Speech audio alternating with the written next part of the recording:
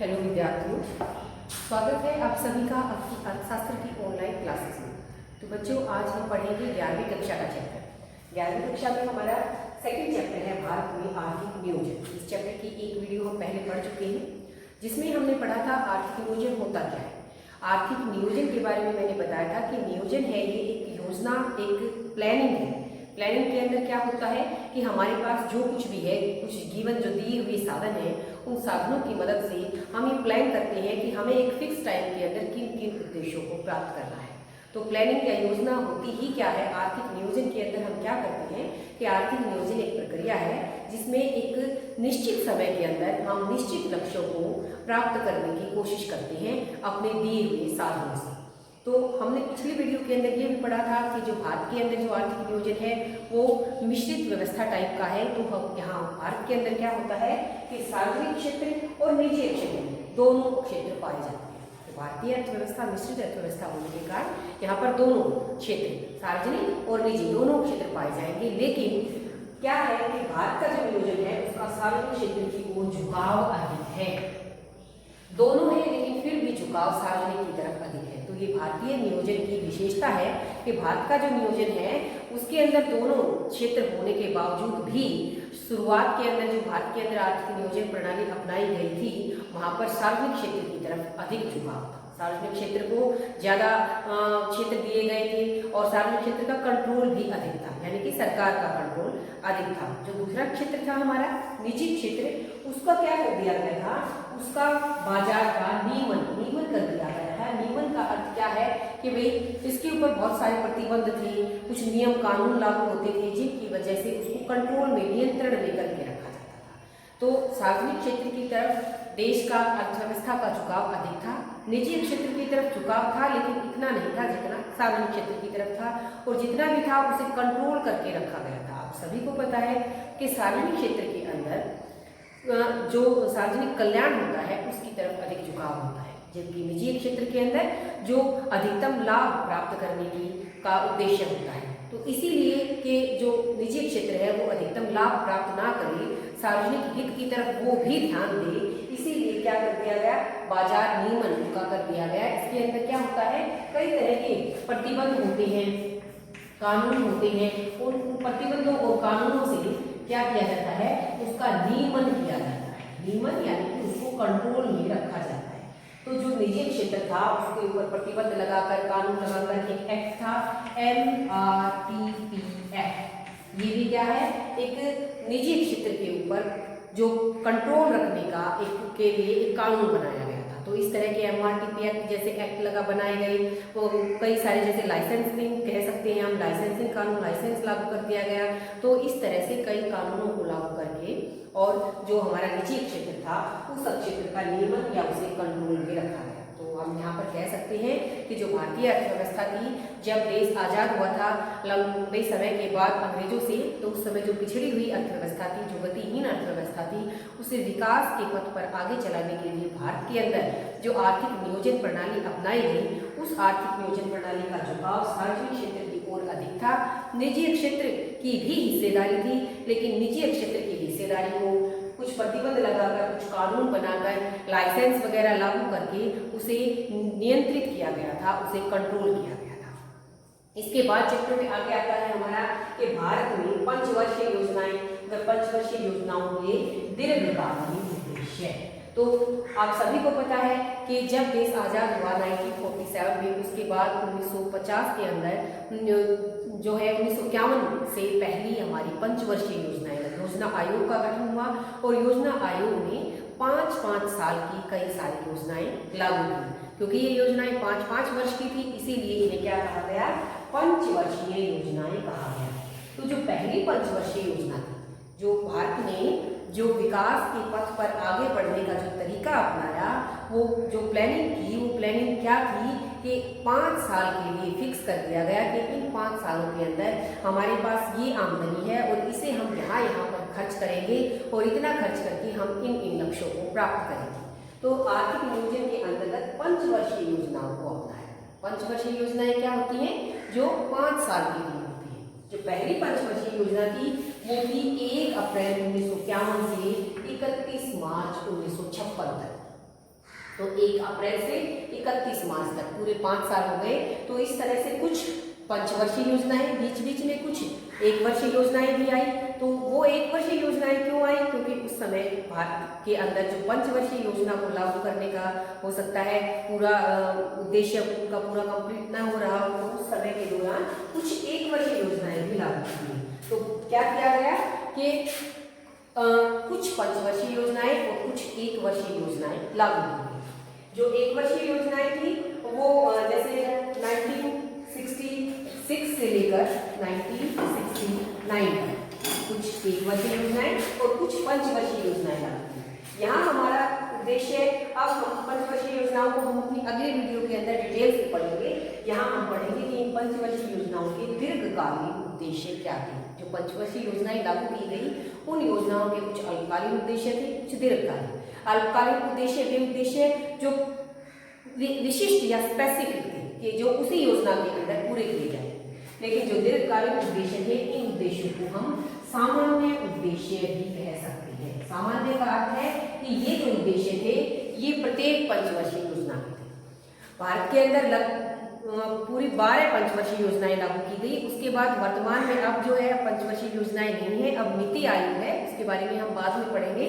तो कुल मिलाकर जो योजना आयोग था, योजना आयोग में 12 पंचवर्षीय योजनाओं को लागू किया गया, जिनमें से पहली पंचवर्षीय योजना थी 1 अप्रैल 1951 से 31 मार्च 1956 तक। इसके बाद आगे और 11 और पंचवर्षीय योजनाएं लागू की गई और बीच में कुछ 1 वर्षीय योजनाएं भी लागू हुई। वो हम अपनी अगली वीडियो के अंदर उन्हें डिटेल से पढ़ेंगे। अब हम यहाँ पर पढ़ेंगे कि इन योजनाओं के दीर्घकालीन उद्देश्य क्या थे। दीर्घकालीन उद्देश्यों को हम सामान्य उद्देश्य भी कहते हैं। क्यों कहते हैं? क्योंकि ये जो उद्देश्य हैं ये लगभग प्रत्येक पंचवर्षीय योजना में, जितनी भी 1 वर्षीय योजनाएं थी, जितने भी पंचवर्षीय योजनाएं थी, उन सब पर लागू होती है। लेकिन जो अल्पकालीन उद्देश्य है वे अलग है, वो उसी योजना के अंदर प्राप्त किए गए जिस योजना के अंदर वो लागू किए गए। तो हम यहाँ पर सबसे पहले दीर्घकालीन उद्देश्यों के बारे में बात करते हैं। तो सबसे पहला दीर्घकालीन उद्देश्य है राष्ट्रीय आय तथा प्रति व्यक्ति आय के अंदर वृद्धि।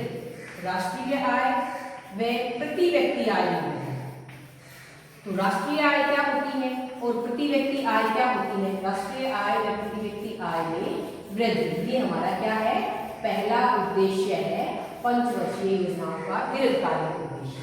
राष्ट्रीय आय होती है एक राष्ट्र के अंदर कितना उत्पादन हुआ, 1 वर्ष के दौरान जितना भी नई वस्तुओं और सेवाओं का उत्पादन हुआ, या हम कह सकते हैं कि 1 वर्ष में जितना उत्पादन है उस उत्पादन का जो बाजार मूल्य होता है वो हमारी राष्ट्रीय आय है। तो हर एक पंचवर्षीय योजना का ये दीर्घकालीन उद्देश्य था, ये सामान्य उद्देश्य था कि राष्ट्रीय आय में वृद्धि हो, प्रति व्यक्ति आय में वृद्धि हो।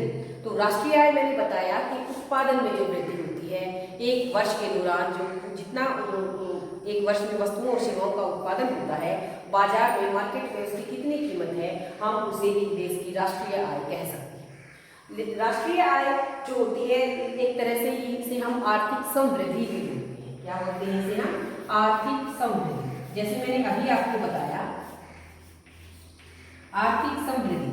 आर्थिक समृद्धि के अंदर भी क्या होता है कि वस्तुओं और सेवाओं की वृद्धि होती है, उत्पादन में वृद्धि होती है। लेकिन ये जो वृद्धि होती है ये चिरकालीन या लंबे समय तक के लिए होती है, बहुत लंबे समय तक के लिए। अब मैं आपको बताती हूँ कि राष्ट्रीय आय में वृद्धि यानी कि उत्पादन में वृद्धि, यानी कि वस्तुओं और सेवाओं की मात्रा में वृद्धि। और वस्तुओं और सेवाओं की मात्रा में ये वृद्धि अगर बहुत लंबे समय तक हो रही है, काफी लंबे टाइम तक हो रही है, तो हम उसे आर्थिक समृद्धि भी कह सकते हैं। लेकिन जो ये आर्थिक समृद्धि है ये कई बार गलत नतीजे निकालती है, कई बार भ्रम पैदा कर देती है। कैसे? जैसे मैं अभी आपको बताती हूँ कि जो प्रति व्यक्ति आय होती है, प्रति व्यक्ति आय यानी कि एक व्यक्ति की आय, प्रति व्यक्ति आय का क्या सूत्र होता है? प्रति व्यक्ति आय का सूत्र होता है राष्ट्रीय आय, राष्ट्रीय आय बटे जनसंख्या। दोनों बातें यहाँ पर हमारी कंप्लीट हो जाएगी कि राष्ट्रीय आय या आर्थिक समृद्धि कई बार भ्रमात्मक क्यों हो जाती है, हमें गलत नतीजे क्यों देती है। कि राष्ट्रीय आय मैंने बताया कि वस्तुओं और सेवाओं की मात्रा में वृद्धि।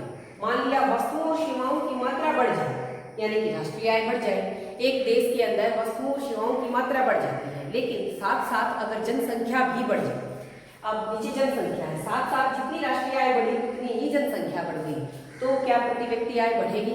नहीं बढ़ेगी। जितनी राष्ट्रीय आय बढ़ रही है उतनी ही मात्रा में जनसंख्या बढ़ रही है, तो राष्ट्रीय आय बिल्कुल नहीं बढ़ेगी। और अगर राष्ट्रीय आय के बढ़ने की दर जनसंख्या के बढ़ने की दर से कम है, यानी कि जनसंख्या तेजी से बढ़ रही है, राष्ट्रीय आय कम तेजी से बढ़ रही है, तो प्रति व्यक्ति आय बढ़ने की बजाय क्या हो जाएगी? घट जाएगी।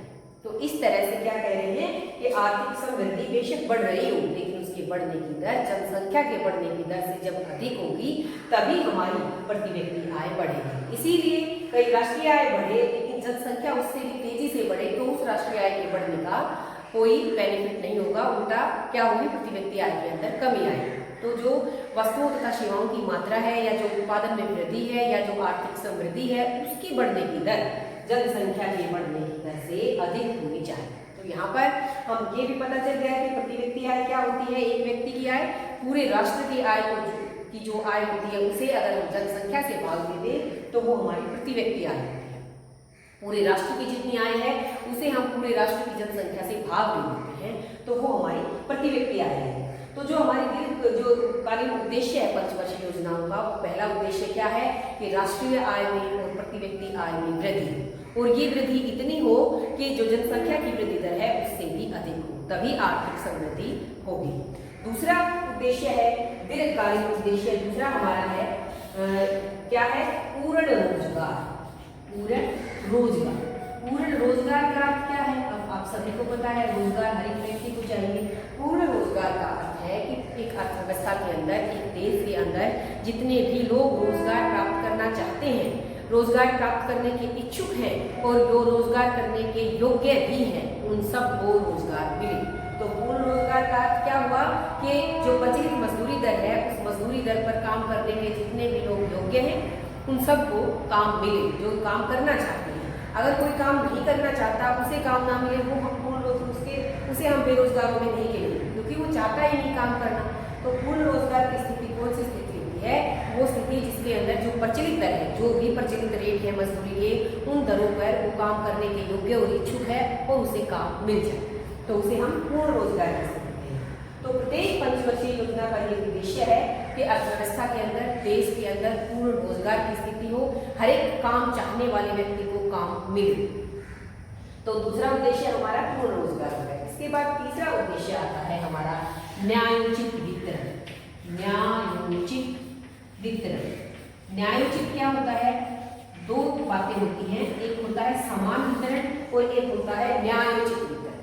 समान वितरण अलग होता है और न्यायोचित वितरण अलग होता है। मैं आपको उदाहरण देके बताती हूँ कि मान लिया एक डॉक्टर है और एक मजदूर है, तो डॉक्टर और मजदूर दोनों को समान वेतन मिले, तो वो तो हो गया समान की, जिसके बारे में हम समानता की बात करें। लेकिन न्यायोचित का अर्थ कुछ अलग होता है। न्यायोचित का अर्थ है कि भाई समान, जैसे हम कह सकती हूँ कि समान काम के लिए समान वेतन। हम सभी को पता है कि डॉक्टर ने पढ़ाई कितनी की होगी, एक डॉक्टर ने कितना उसके ऊपर इन्वेस्टमेंट कितना हुआ होगा, और एक जो मजदूर होता है ना, वो हो सकता है वो पढ़ा लिखा भी ना हो। तो इस तरह से न्यायोचित वितरण और समान वितरण के अंदर अंतर होता है। तो न्यायोचित वितरण का अर्थ क्या है कि जो आय है या जो रोजगार है उन सब का कैसे वितरण हो? न्यायोचित वितरण हो कि भाई समान कार्य के लिए समान वेतन अलग बात है, लेकिन जो जिसके योग्य है उसे उतना ही मिले। तो जितनी भी हमारी पंचवर्षीय योजनाएं थी, चाहे वो 12 थी या कुछ 1 वर्षीय योजना भी थी, उन हर एक पंचवर्षीय योजना के ये तीनों उद्देश्य दीर्घकालीन उद्देश्य थे। ये सामान्य उद्देश्य थे कि राष्ट्र की आय के अंदर या प्रति व्यक्ति आय के अंदर वृद्धि हो, दूसरा प्रत्येक व्यक्ति को रोजगार मिले, पूर्ण रोजगार की स्थिति हो, और तीसरी चीज क्या है कि जो वितरण है वो न्यायोचित वितरण है। देश के अंदर, अर्थव्यवस्था के अंदर एक वर्ग बहुत अधिक धनी है और एक वर्ग बहुत ही अधिक गरीब है, निर्धन है, तो ये हमारा न्यायोचित वितरण नहीं है। न्यायोचित वितरण क्या होगा कि जो देश के अंदर जो बड़ी आबादी है, जो बड़ी संख्या में है, चाहे वो सामान्य आदमी है चाहे वो पिछड़े हुए आदमी है, उनके हित में बात हो। तो कई इसका मैं और भी उदाहरण दे सकती हूँ कि उदाहरण के लिए मान लिया 2 देश है हमारे पास, एक ए देश है और एक बी देश है। इन दोनों देशों की राष्ट्रीय आय मान लिया एक जैसी है, दोनों देशों की राष्ट्रीय आय समान है। इसकी भी मान लिया 500 करोड़ है और इस देश की भी आय 500 करोड़ है। लेकिन जो ए देश है वहां पर क्या है, एक बहुत बड़ा धनी वर्ग है और एक बहुत ही गरीब निर्धन वर्ग है। तो जो धनी वर्ग है उस उस धनी वर्ग को जो 500 करोड़ है उसमें से 450 करोड़ उस धनी वर्ग की है और बाकी का जो गरीब वर्ग बच गया वो सिर्फ 50 करोड़ के अंदर वो सारे है। तो एक जो दूसरा देश है यहाँ पर क्या है, यहाँ पर मान लिया सब भी लगभग बराबर है, ये 250 हो गया और ये भी 250 हो गया। तो हम क्या करेंगे कि न्याय